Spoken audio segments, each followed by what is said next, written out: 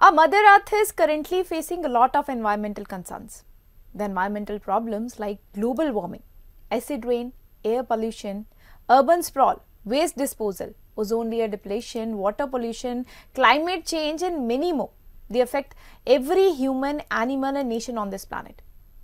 दिल्ली में public health के लिए सबसे बड़ा खतरा शहर में बढ़ते एयर पोल्यूशन के कारण है। इसमें कोई आश्चर्य की बात नहीं है कि दिल्ली में एयर क्वालिटी इंडेक्स अनहेल्दी से वेरी अनहेल्दी रेंज की तरफ बढ़ता जा रहा है। आज बात करेंगे इसी सिलसिले में। हमारे साथ मौजूद है doctor Kapil Kumar.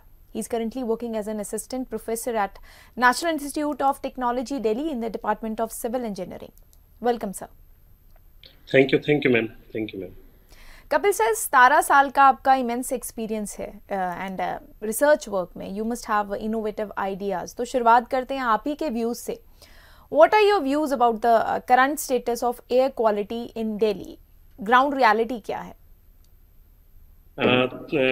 गुलिन ma'am, actually Delhi का जो एयर क्वालिटी है वो डिटेरियोरेशन उसका स्टार्ट होता है अक्टूबर के महीने में। The winters are the worst heat season in term of the air pollution.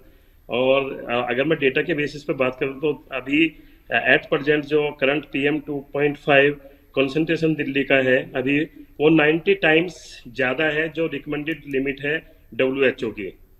और एयर क्वालिटी इंडेक्स की अगर बात करें तो it is around 350 and even more than 400 in many parts of the city which comes under the hazards category.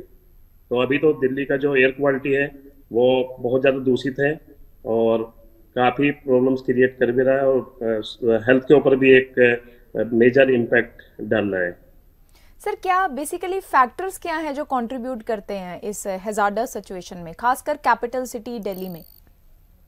Ma'am, if you look at the data facts के ऊपर बात करें तो one of the main reason is crop burning. जो neighbouring states है हरियाणा और Punjab specially, वहाँ इस टाइम पे जो पराली है, पराली को जलाने की जो उनकी एक ट्रेडिशनल परंपरा है, उससे जो स्मोक जनरेट होता है it travels towards the Delhi and all the pollutants get locked in the atmosphere which is already polluted by vehicle pollution as well as the industrial pollution, क्योंकि number of the vehicles is going to increase day by day in capital Delhi as well as the industrial जो expansion है उसकी वजह से जितने pollutants हैं वो additionally add हो रहे हैं। तो ये सब चीज़ें मिलके क्यूमुलेटिव इफेक्ट डालते हैं और इस सिचुएशन को वर्स्ट करते हैं। सर, पराली की आपने बात करी, स्टबल बर्निंग की, हरियाणा और पंजाब में सबसे ज्यादा ये है। तो ये कितना कंट्रीब्यूट कर रहा है डिट्रॉइट करने में एयर क्वालिटी दिल्ली में? और इसके साथ जो फार्मर्स हैं वो ये स्टबल बर्निंग क्यों प्रेफर करते हैं, क्या वजह है? मैम, अभी एक स्टडी हुई है, एक ऑर्गेनाइजेशन है system of air quality and weather forecasting and research, SAFAR करके बोलते हैं। उनके एक स्टडी का रिजल्ट अभी आया, उसके अकॉर्डिंग जो स्टेपल बर्निंग का जो कंट्रीब्यूशन है PM 2.5 पोल्यूटेंट की कॉन्सेंट्रेशन में दिल्ली में, it has increase up to the 32% due to favourable transport level, wind speed as well as, जबकि ये एवरेज जो इसका रहता था it was around 20 to 25% in October और नवंबर के महीने में, बट इस साल ये 32% तक पहुंच गया है। और अभी रिसेंटली कल की बात है, Punjab recorded the highest number of the farm fires in a single day for the season on Wednesday and exactly 3634 cases of stubble burning were reported, which is much higher as compared to the corresponding date in the last 2 years. Okay. And आपका दूसरा सवाल है कि farmers stable burning को क्यों prefer करते हैं? Ma'am, ये बहुत इजी वे है, क्योंकि जो पराली को जलाने की जो परंपरा है, क्योंकि उनको कुछ नहीं करना पड़ता, क्योंकि अगर वो पराली को ऐसा खेत में छोड़ दे तो इसके लिए कम से कम 2 महीने का डिकम्पोजिशन के लिए टाइम चाहिए, बट उनके पास इतना टाइम नहीं होता क्योंकि उनको दूसरी भी क्रॉप को उगाना होता है। तो उसके साथ क्या है कि वो इसको जलाना प्रीफर करते हैं। जलाने से वो एक बेड तैयार हो जाएगा दूसरी फसल के लिए और इमीडिएट वो दूसरी फसल को उगा सकते हैं, इसलिए वो प्रीफर करते हैं पराली को जलाना। अच्छा सर, सरकार ने भी इस समस्या को हल करने के लिए, पराली की समस्या को, काफी ऑल्टरनेटिव सजेस्ट किए हैं और मशीनरी भी जी दी मैम। है ऑल्टरनेटिव्स जी मैम। अडॉप्ट करने के लिए, आपके हिसाब से बेस्ट जी ऑल्टरनेटिव्स क्या है इन क्रॉप रेजिड्यूज के जलाने के अलावा जो लोकल फार्मर्स अडॉप्ट कर सकते हैं? मैम, गवर्नमेंट की जैसे आपने पॉलिसीज की बात की, तो पॉलिसीज तो काफी बनी है, बट उनका ग्राउंड लेवल पे उनका क्या बोलते हैं कि implementation as well as the monitoring is the issue.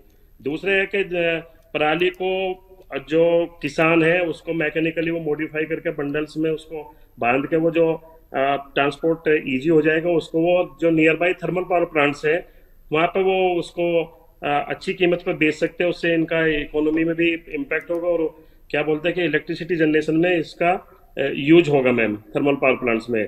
दूसरा क्या है कि जो डिफरेंट टाइप की आपके राइस वीट मैनेजमेंट प्रैक्टिसेस है, जनरली क्या होता है कि पराली ये जो आपकी चावल की फसल है, इसके बाद वो गेहूं बोना पड़ता है, उसके लिए वो जल्दबाजी में इसको जलाते हैं। तो उसका एक मैनेजमेंट पे और जो इंसिट्यू मैनेजमेंट मेथड्स है उसको एडोप्ट करके ये सब जो प्रॉब्लम्स है काफी कम इसको किया जा सकता है मैम। सर, एयर क्वालिटी की आपने शुरुआत में बात करी थी, ये जो स्मोग है या स्वेयर एयर पॉल्यूशन है ये पहले जी भी मैम। था, यस मैम। मौजूद था, लेकिन आज के टाइम में ये काफी एग्रावेट हो चुकी है सिचुएशन। क्या वजह है, कौन से फैक्टर्स कंट्रीब्यूट कर रहे हैं जिस वजह से ये सिचुएशन हैजार्डस होती जा रही है और एग्रावेट होती जा रही है? Ma'am actually over population in the city demands for more infrastructural development just because of the increase in the population. type of the developmental activities they are taking place throughout the globe, not only in our country. So Delhi की अगर बात करें तो जो आसपास के cities हैं, नोएडा है, गुड़गांव है, गाजियाबाद है, वहाँ हाई राइज बिल्डिंग्स हैं. So there is a minimum horizontal and vertical dispersion of the pollutants, and all the pollutants they are accumulated in the city, which makes the air quality of the city very bad. तो ये एक बड़ा reason है, infrastructural जो activities है, developmental activities है, ये एक बड़ा फैक्टर है इसमें मैम। अच्छा सर, हम ऐसे फैक्टर्स में रह रहे हैं, ऐसी हवा में रह रहे हैं, जी ma'am. Air quality index poor से पुअर होता जा रहा यस है। यस इससे लिविंग स्टैंडर्ड्स या हेल्थ स्टैंडर्ड्स की बात करें पॉपुलेशन में, ये मैम। कैसे अफेक्ट हो रहा है? एक्चुअली मैम जो बायोमास स्मोक है, it contains different type of the carcinogenic materials, और वो लंग डिजीज को वो क्रिएट करते हैं, आपके लंग्स में प्रॉब्लम करते हैं when they are inhaled in large quantities. अगर आपने इनहेल ज्यादा कर लिया तो वो आपको लंग में प्रॉब्लम करेंगे। एंड जो एक्सपोजर है ह्यूमन बींग्स का इन हैजार्डस गैसेज को लेके, तो उसमें there are different type of the respiratory problems हुई, आपकी कार्डियोवैस्कुलर प्रॉब्लम्स है, न्यूरोलॉजिकल प्रॉब्लम है, स्किन प्रॉब्लम्स है, even optical diseases are also associated with the emission of the different type of these pollutants. और अगर आप अभी की बात करें, ग्रीन पीस करके ऑर्गेनाइजेशन, उनकी एक स्टडी हुई है, तो जो PM 2.5 एयर पोल्यूशन जो दिल्ली में है उसके वजह से अराउंड 25,000 लोगों की जान जनवरी 1, 2021 से अब तक जा चुकी है। ये रिकॉर्डेड डेटा है, 25,000 लोगों की जान just because of this PM 2.5। Sir, अक्सर सुनने में आता है, हम जब दिल्ली जाते हैं या वहाँ के दोस्त हमसे बात करते हैं, तो जो ग्लासेस हैं या प्लेट्स हैं जिसमें हम खाना खाते हैं, थोड़ी देर के बाद वो काला हो जाता है। इसमें कितनी सच्चाई और क्या वजह है?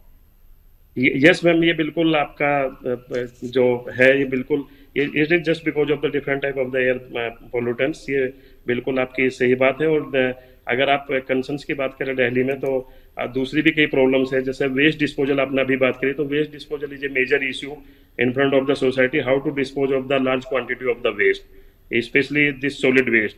दूसरा जो चैलेंज है वो क्लीन वाटर एंड सैनिटेशन, क्योंकि सीवरेज सिस्टम और जो पीने का पानी है वो भी एक बड़ा चैलेंज है, स्पेशली इन दिल्ली में। जी, जैसे आपने कहा कि पुअर एयर क्वालिटी के अलावा और भी मेजर एनवायरमेंटल कंसर्न्स हैं स्पेशली दिल्ली में, जिन पे अटेंशन दिया जाना चाहिए, उनके बारे में थोड़ा संक्षेप बताइए हमारे दर्शकों को। मैम, जो आपका वेस्ट डिस्पोजल है, जैसे मैंने अभी बात की कि म्युनिसिपल सॉलिड वेस्ट, तो the quantity of the waste is generating day by day. उसका जो क्वांटिफिकेशन की आप बात करें तो वो इंक्रीज हो रहा है डे बाय डे, बट जो डिस्पोजल साइट्स है वो इतनी ज़्यादा अवेलेबल नहीं है। उसको आपको प्रॉपर मैनेजमेंट की बहुत ज़्यादा जरूरत है, मॉनिटरिंग की बहुत ज़्यादा जरूरत है। उसके बाद जो वेस्ट जनरेट हो रहा है उसको how to dispose of this waste, that is the major issue. फिर दूसरा है कि इतनी बड़ी आबादी है और टोटली हम जो आपका यमुना है उस पर डिपेंडेंट है पानी के लिए। फिर वो साफ पानी उसको अप टू द उस लेवल तक उसको साफ करना, क्लीनिंग करना, उसकी ट्रीटमेंट करना और उसको फिर अवेलेबल कराना जनता को, वो एक क्लीन वाटर का भी एक इश्यू है। तीसरा मैम सैनिटेशन का एक बहुत बड़ा इश्यू है। तो ये तीनों मुझे लगता है कि these three, waste disposal, clean water and sanitation, are the major challenge in front of the government of the Delhi. इन पर काम करने की बहुत ज़्यादा ज़रूरत है योजनाबद्ध तरीके से। बिल्कुल सर, जैसे आपने बताया कि बहुत सारे मेजर कंसर्न्स हैं जिन पे यस मैम। काम करने की ज़रूरत है। तो सरकारों की जो सरकार की पॉलिसीज़ हैं वो तो बनती रहेंगी और एनवायरमेंटल टेक्नोलॉजिकल एडवांसेस डेवलपमेंट भी होते रहेंगे, लेकिन खासकर दिल्ली के लोग जो हैं वो इस एनवायरमेंटल स्ट्रेस से कैसे बचें, अपना बचाव कैसे कर सकते हैं? मैम मुझे लगता है कि जो अभी सिचुएशन है उसके हिसाब से तो मैम अभी एयर क्वालिटी इतनी ज़्यादा खराब है, उसके लिए एक तो प्रॉपर आपको मास्क पहनने की ज़रूरत है। बिना किसी ज़रूरत के आप घर से बाहर नहीं निकले तो ज़्यादा अच्छा है।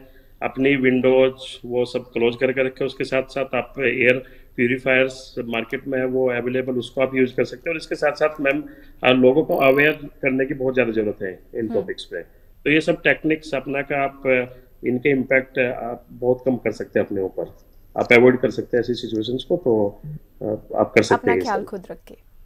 यस मैम, अपना ख्याल खुद रखें। Yes ma'am. So at last sir की एनवायरमेंटल स्ट्रेस की हमने बात करी, मेजर फैक्टर्स जो कंट्रीब्यूट कर रहे हैं उसकी बात करी है, कैसे बचाव किया जा सकता है उसकी बात करी है।